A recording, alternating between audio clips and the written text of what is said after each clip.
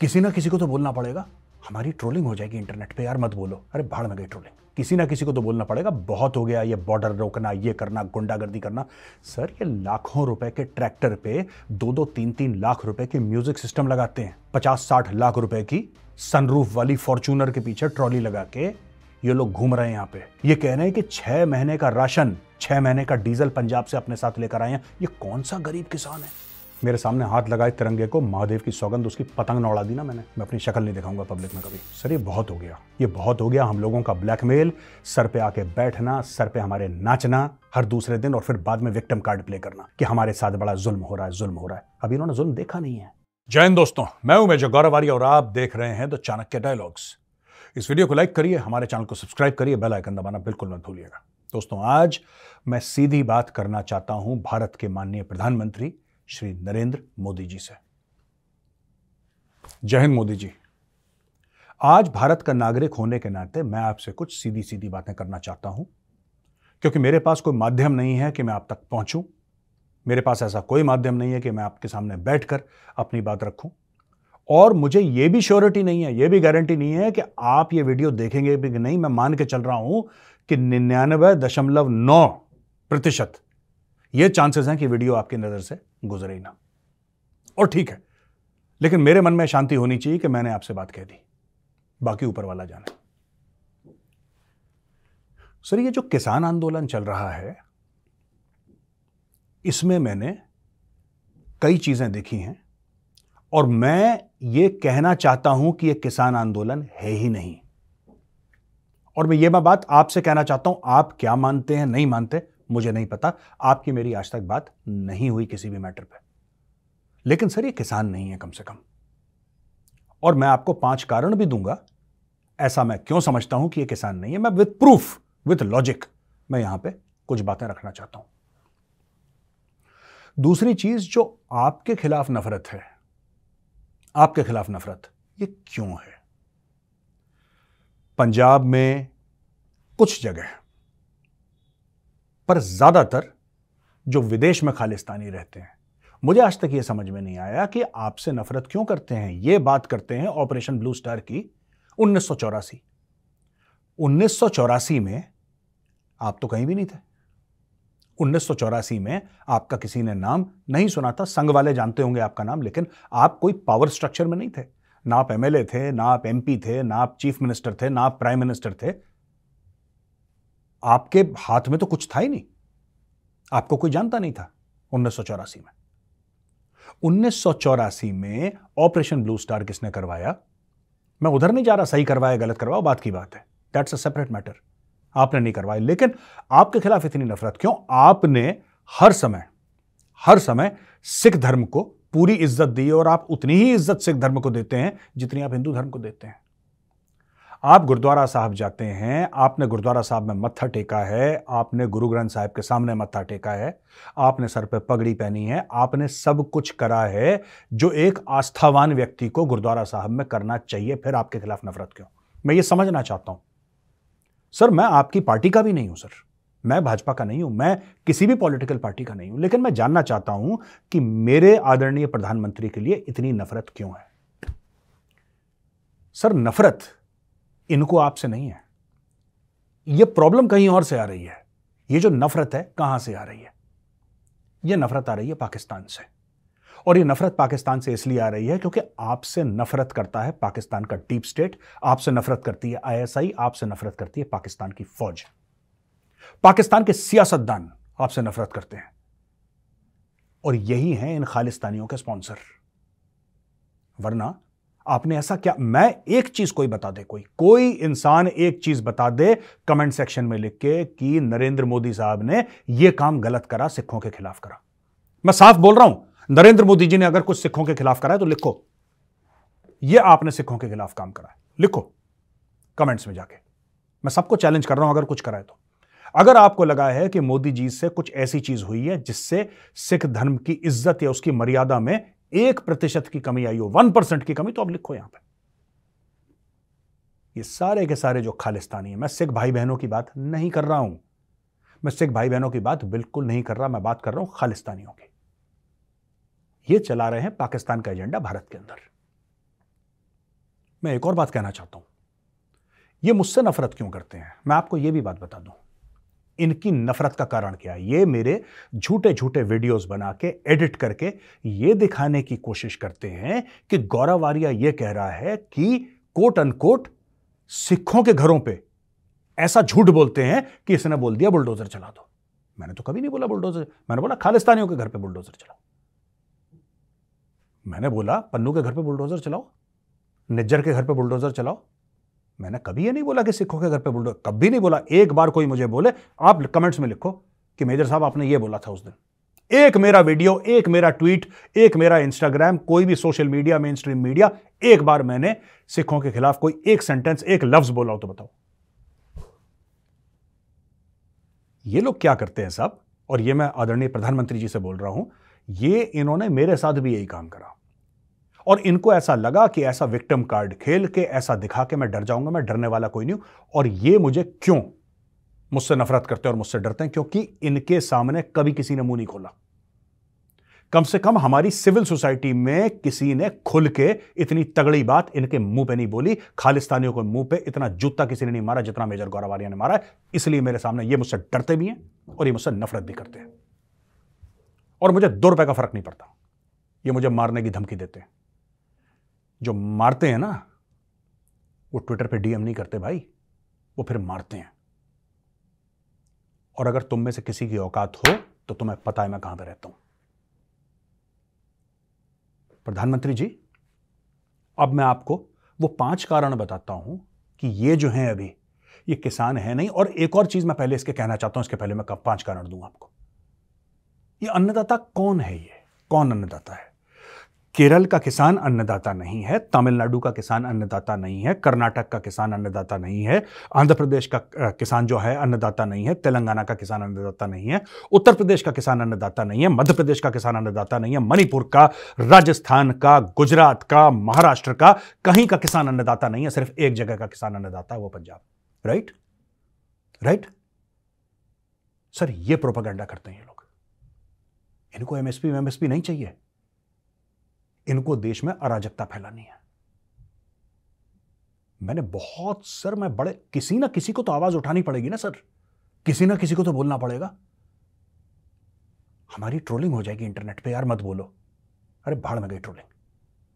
किसी ना किसी को तो बोलना पड़ेगा। बहुत हो गया ये बॉर्डर रोकना, ये करना, गुंडागर्दी करना। सर ये लाखों रुपए के ट्रैक्टर पे 2-2, 3-3 लाख रुपए के म्यूजिक सिस्टम लगाते हैं। 50-60 लाख रुपए की सनरूफ वाली फॉर्च्यूनर के पीछे ट्रॉली लगा के ये लोग घूम रहे हैं यहां पे। ये कह रहे हैं कि 6 महीने का राशन, 6 महीने का डीजल पंजाब से अपने साथ लेकर आए हैं। ये कौन सा गरीब किसान है जो 6 महीने का डीजल और 6 महीने का राशन लेके अपने खेतों को छोड़ के दिल्ली में आके यहां पे बैठ के भंडारे लगा रहा है, पिज्जा खा रहा है यहां पे, और पंजाबी म्यूजिक? ये कौन सा किसान है गरीब? ये अगर ये गरीबी है भारत की तो हम सबको गरीब होना चाहिए सर, हम सबको गरीब होना चाहिए। अब सर पहला कारण कि ये किसान नहीं है, पहला कारण ये है कि छोटा सा ये वीडियो का ऑडियो दिखा रहा हूं आपको। मोदी ਦਾ ਗ੍ਰਾਫ ਬਹੁਤ ਮੰਦਰ ਦੇ ਕਰਕੇ ਉੱਪਰ ਚੜ ਗਿਆ, ਉਹ ਨੁਕਸਾਨ ਉਹ ਇਹਦਾ ਗ੍ਰਾਫ ਡਾਊਨ ਕਿਵੇਂ ਆ ਸਕਦਾ ਹੈ? ਮੈਂ ਬਹੁਤ ਵਾਰੀ ਜਦੋਂ ਮੈਂ ਪਿੰਡਾਂ ਦੇ ਵਿੱਚ ਤਿਆਰੀਆਂ ਕਰਾਉਂਦਾ ਫਿਰਦਾ ਸੀ, ਬਹੁਤ ਵਾਰੀ ਲੋਕਾਂ ਨੂੰ ਇਹ ਕਹਿੰਦਾ ਸੀ ਕਿ ਮੌਕਾ ਬੜਾ ਥੋੜਾ ਹੈ, ਗ੍ਰਾਫ ਉਹਦਾ ਬੜਾ ਉੱਚਾ ਹੋ ਜਾਏਗਾ। दिन साडे कोले थोड़े है कि ਅਸੀਂ ਇਹਨੇ थोड़े दिनों ਦੇ ਵਿੱਚ ग्राफ ਇਹਦਾ डाउन कर लांगे। मोदी का ग्राफ बहुत बढ़ गया है, हमारे पास एक छोटा सा समय है मोदी का ग्राफ नीचे लाना है। सर एक बात बताइए, आपके ग्राफ का क्या लेना देना एमएसपी से? आपके ग्राफ का क्या लेना देना एमएसपी से? आपका ग्राफ बढ़ रहा है, वो आपका ग्राफ क्यों बढ़ रहा है? आपका ग्राफ सिर्फ राम मंदिर से नहीं बढ़ा, आपका ग्राफ आपके कर्मों से बढ़ा है, क्योंकि आपने देश के लिए कुछ किया है। आप देश के प्रधान और प्रथम सेवक हैं देश के। आपने सेवा करी है मां भारती की, इसलिए आपका ग्राफ बढ़ा है। अगर सिर्फ एक मंदिर बनाने से किसी का ग्राफ बढ़ता तो पुरानी सरकारें यही काम करती और आप यही काम करते सर। भारत को 5th लार्जेस्ट इकोनॉमी क्यों बनाया आपने? भारत के स्टॉक मार्केट को, शेयर मार्केट को दुनिया का नंबर 4 क्यों बनाया? बनाते हर देश से, आपकी तो दोस्ती यारी सबसे है। जापान में एक मंदिर बना देते, अमेरिका में 2 मंदिर बना देते, कनाडा में एक मंदिर बनाओ हर जगह फिर। लेकिन मंदिर भी बन रहे हैं, देश की इकोनॉमी, देश की सुरक्षा, आंतरिक सुरक्षा, हर एक चीज मजबूत हो रही है। इससे आपका ग्राफ बढ़ा है। यह पहला प्रूफ है। दूसरा प्रूफ, एक वीडियो में कहते हैं कि वाहेगुरु और खुदा राम से बड़े हैं। सर ये मैटर एमएसपी से क्या लेने देना है इस चीज का? आप कोई वाहेगुरु को राम से ऊपर माने, खुदा को माने, वो उसका पर्सनल मैटर है सर, वो उसका पर्सनल मैटर। मैं इसमें कुछ नहीं कहूंगा, जिसको जो मानना है माने। लेकिन इसका एमएसपी से, इसका किसान के मुद्दों से क्या लेना देना सर? सोचिए जरा। तीसरा मैटर, ईवीएम नहीं होना चाहिए, बैलेट से वोटिंग होनी चाहिए। यह किसानों का मुद्दा है, यह एमएसपी का मुद्दा है सर। ये देखिए, सुनिए। एक तो ना सरकार है जो तानाशाही पे उतराई है, एक तो जो वोटें हैं वो वेलफेयर पे होनी चाहिए, फिर तानाशाही कम रहेगी। अब ईवीएम से वोटें उतारना सरकार किसी की भी नहीं सुनेगी सारे। चौथा कारण, पार्लियामेंट में जो लोग घुसे थे उसमें एक लड़की थी नीलम आजाद, उसको छोड़ना एक डिमांड आई है। इसका एमएसपी से, इसका किसानी से क्या लेना देना? यानी कि कोई भी ऐरा गैरा नत्थू खैरा, हां मैं उसी को बोल रहा हूं, ऐरा गैरा नत्थू खैरा, कोई भी घुस सकता है पार्लियामेंट के अंदर, कोई भी उपद्रव मचा सकता है, कोई भी अराजकता फैला सकता है, और फिर ब्लैकमेल करा जाएगा। पूरे देश के सर पे पिस्तौल रखी जाएगी कि यहां पे किसान आ गया है, भाई किसान, डर जाओ, पीछे हट जाओ, अन्नदाता आ गया है। और नीलम आजाद क्योंकि अन्नदाता के परिवार से है, तो भाई नीलम आजाद जाके पार्लियामेंट को फूंक दे, गोली चला दे, बम फोड़ दे, स्मोक कैंडल मार दे अंदर, कोई दिक्कत नहीं है, घर की बात है, छोड़ो उसको। यह हमारी एक डिमांड है। सुनिए वीडियो उसका भी। नीलम आजाद जो पार्लियामेंट गई थी, वो बेटी और उसके साथ 4-5 और थे, उनको तुरंत रिहा करे केंद्र सरकार। और पांचवा कारण, ये किसान को देखिए साहब। ਅਸੀਂ आजाद पंजाब चाहते, साझा पंजाब, खालिस्तान पंजाब। ये भाई साहब ये कह रहे हैं कि पंजाब को भारत से अलग होना चाहिए, हमें खालिस्तान चाहिए, ये कह रहे हैं सर। इसमें ये एमएसपी का मामला है सर, ये किसानी का मामला है। और जो विद्या रानी है, जो कांग्रेस की नेता है, वो क्या कह रही हैं? किसानों में शराब बांटो, ये आखिरी मौका है हमारे पास घेरने का। कोई कह रहा है ये आखिरी मौका है, मोदी का ग्राफ चढ़ रहा है, बहुत कम समय है। कोई नेता ये कह रहा है शराब बांटो इनमें। सर ये कुछ नहीं है। माननीय प्रधानमंत्री जी, कल तक मैं ये सोच रहा था कि 98% इसमें जो हैं वो ज्यादातर लोग इनोसेंट हैं और सिर्फ 2% खालिस्तानी हैं। अब मुझे पता लग रहा है कि खालिस्तानी चाहे 2% हो, पर इस पूरे सो कॉल्ड, ना ये किसान है ना ये आंदोलन है, और इनका सो कॉल्ड एजेंडा पूरा का पूरा पॉलिटिकल है। और इनका वही एजेंडा है जो इंडिया अलायंस नहीं था। इंडिया अलायंस ने कभी ये नहीं बोला, ऑपोजिशन पार्टीज के अलायंस ने। मैं कभी सर पॉलिटिक्स के बारे में नहीं बोलता, मैं राष्ट्रीय सुरक्षा के बारे में बोलता हूं, जियो पॉलिटिक्स के बारे में बोलता हूं। आज मैं बोलने पर मजबूर हूं क्योंकि मेरे देश के अंदर ये सब हो रहा है। ये लोग आज तक क्या बोलते आए हैं? क्या इन्होंने ये बोला? ये कहते हैं कि मोदी ने जो है जॉब अपॉर्चुनिटीज नहीं दी, बेरोजगारी है। क्या इन्होंने ये बताया कि इनका क्या प्लान है बेरोजगारी हटाने का? कह रहे जी चीजें महंगी हो गई। भाई आपका क्या प्लान है चीजों को सस्ता करने का? ये कुछ नहीं बताया। ये सारे लोग क्यों इकट्ठा हुए? क्योंकि मोदी को हटाना इनका एक ही एजेंडा है, और फिर आपस में लड़ पड़े हैं। इसलिए मैं बता रहा हूं सर, ये इनके स्पॉन्सर्स हैं, राइट? और ये लोग जो हैं यहां पे, इनका क्या एजेंडा है? क्या इनका ये एजेंडा है? अभी किसी ने जो स्ट्रॉन्ग स्टेटमेंट्स इनमें से आ रहे हैं, वो कैसे आ रहे हैं सर? ये आ रहे हैं कि भारत से अलग हो जाएंगे, ये करो, मोदी को हटाओ। इसके लिए किसान आए हैं सर। किसान जो है, जिसको हम कहते हैं अन्नदाता हमारा, वो किसान सर, उसके कुछ बीघा जमीन उसके पास, बेचारे की कमर टूट जाती है सर। 40 साल की उम्र में ऐसा लगता है जैसे 70 साल का बूढ़ा होगा, और उनको एक्चुअली प्रॉब्लम है, और सरकार को उन किसानों की मदद करनी चाहिए। लेकिन ये जो आए हैं, ये किसान नहीं है सर। 2-2, 3-3 लाख रुपए के म्यूजिक सिस्टम लगा के पंजाबी गाने बजाते हुए वहां से आ रहे हैं, ढंग ढंग ढंग, जैसे पता नहीं दिल्ली को फतेह करने आ रखे होंगे। ये दिमाग खराब हो रखे हैं। इनको कंट्रोल करना जरूरी है सर। सर जिस भाषा में सवाल पूछा जाए ना, जवाब भी उसी भाषा में देना पड़ेगा। पिछली बार इन्होंने क्या करा था, बीच दिल्ली में गोल गोल ट्रैक्टर। ये सर ये चाहते ही नहीं किसानों का, ये बिचौलियों का, अड़तियों का, ये सब जितने भी लोग हैं ना, ये इन सब का गेम यहां पे चल रहा है sir. This is a highly political game, आपको भी पता है। और मैं एक और चीज कहना, आपने पिछली बार क्या बोला था सर? मोदी जी, आपने पिछली बार यह बोला था कि जब मैं तीसरी बार चुनाव जीतूंगा तब मैं जाके कुछ ऐसे फैसले लूंगा, राइट, जो कि देश को 1000 साल की प्रगति के रास्ते पर लगा देंगे। बोला था ना आपने। अब मैं आपको एक रिकमेंडेशन करना चाहता हूं सर, मेरी एक रिक्वेस्ट है आपसे, मेरी हाथ जोड़ के विनती है सर। भारत के संविधान में फंडामेंटल राइट्स और फंडामेंटल ड्यूटीज हैं, लेकिन फंडामेंटल राइट्स जो हैं वो एनफोर्सेबल हैं, फंडामेंटल ड्यूटीज नहीं। फंडामेंटल ड्यूटीज को भी आपको एनफोर्स करना पड़ेगा सर। हर समय मेरा अधिकार, मेरा हक, मेरा अधिकार, मेरा हक, ये क्या होता है सर? हर समय अधिकार अधिकार अधिकार मांगते ही रहते हैं लोग, इनके हाथी फैले रहते हैं, ये हमें दे दो, ये हमें दे दो। कर्तव्य कहां पे गया सर? इंसान का सबसे पहले कर्तव्य होता है आपके देश के लिए कर्तव्य, आपके समाज के लिए कर्तव्य, आपके घर परिवार मां बाप के लिए कर्तव्य। A man without duties is nothing sir. Rights तो जानवरों की भी होती हैं। सबसे बड़ा मैं कह रहा हूं सर, बाकी जो भी करें, लोग कहें कि ये प्रीएम्बल में ये है, वो मेरा मैटर नहीं है सर, वो आप बेहतर जानते हैं मुझसे। लेकिन जो राइट्स हैं इंसान की, अगर वो एनफोर्सेबल हैं तो इंसान की ड्यूटीज भी एनफोर्सेबल होनी चाहिए। अगर अपनी कोई कर्तव्य ना निभाए भारत मां के प्रति, वो भी जेल जाए सर। ऐसा नहीं हो सकता कि आपके जो हक हैं, आपका जो हक है, जो संविधान में आपका हक लिखा है, उसके लिए तो आप कोर्ट के दरवाजे खटखटा ले, लेकिन जो आपको करना है, जो आपकी ड्यूटी है, जो आपका फर्ज है, उसकी कोई अकाउंटिंग नहीं है। आप करो ना करो, ठीक है, वो लिखा हुआ है, बस क्यों लिखा है सर फिर संविधान में? या तो हम उसको हटा दें या उस पर भी इतनी तवज्जो दें। अगर मुझे कोई हुक्म आए कि आपको देश के लिए करना है, अगर मुझे मेजर गौरव आर्या को हुक्म आए कि आपको देश के लिए करना है, ब्लडी वेल डू इट, करना पड़ेगा। पसंद आए ना आए वाला कॉलम है ही नहीं सर इसमें। It's a matter of the country, person has to do. 10 बार करेगा, सर के बल खड़ा होकर करेगा ये। और सर मेरी आपसे रिक्वेस्ट है कि आप इसको करिए। आप फंडामेंटल ड्यूटीज को आप एनफोर्सेबल करिए। ये हर दूसरे दिन कोई आ जाएगा, कोई शाहीन बाग के मामले में पूरी रोड घेर लेगा, कभी कोई किसान आ जाएंगे झूठ बोल के यहां पे। सर ये सब नहीं होता। हमने भी प्रोटेस्ट करा है सर, मैं भी OROP के प्रोटेस्ट में था। मैं आपको बताता हूं अपनी खुद की कहानी। 1 रैंक 1 पेंशन के लिए सब प्रोटेस्ट कर रहे थे फौजी, मैं भी गया।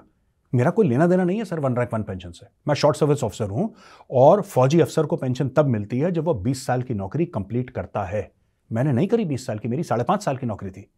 मैं पेंशन मुझे नहीं मिल सकती, मैं पेंशन का हकदार नहीं हूं सर। लेकिन क्योंकि मेरे भाई थे वहां पे, मैं अपने भाइयों के साथ खड़ा रहा। मैं दफ्तर से छुट्टी लेकर गया। आज भी मैं अपने भाइयों के साथ खड़ा हूं। लेकिन इनको, ये जो सो कॉल्ड फार्मर्स हैं, ये किसान नहीं है सर, ये लोग ये जो आए हैं, इनको और शाहीन बाग वालों को जरा मैं ये चाहता हूं सर कि आप इनको भेजें जरा और उन फौजियों से मिलवाएं और उन फौजियों को बताएं कि जी ऐसा होता है प्रोटेस्ट जब आप करते हो। सर हम लोग चुपचाप बैठे रहे पूरे डिसिप्लिन के साथ। हमारे लीडर थे वहां पे, हमारे लीडर वहां पे बैठे रहे, हम चुपचाप बैठे रहे सर। ना एक बंदे को हमने तंग करा, ना हमने कोई रास्ता घेरा। जो जगह दी गई थी पूरे डिसिप्लिन में हमने करा सर, और काफी लंबा समय तक करा, लेकिन डिसिप्लिन में करा। किसी ने कोई अपशब्द नहीं करे, किसी ने कोई बैरियर नहीं तोड़े। बैरियर लगाने की जरूरत ही नहीं है सर।